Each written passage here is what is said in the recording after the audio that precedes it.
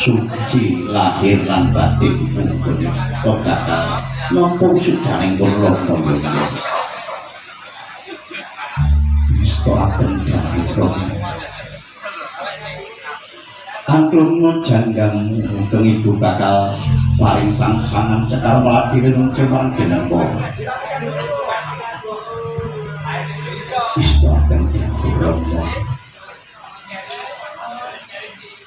selagi usoko tinggalan yang suarti tidak pasrahke marang jeneng para kandha iki sliramu tak wisuda mongko dadi pangeran amandu.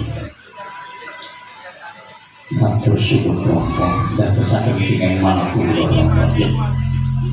Saudara sliramu ayo tak kanthi pandhik jroning sasana sinengker.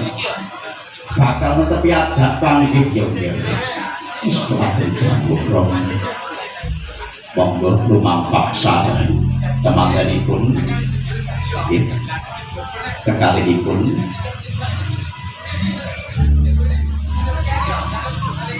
ujung gopiniji yang selamat usaha tenggat ditawik goreng diri wonten ing sasana sinengker nggih sasana mati meratitisaken panjing sinar pojo temanten sak karuning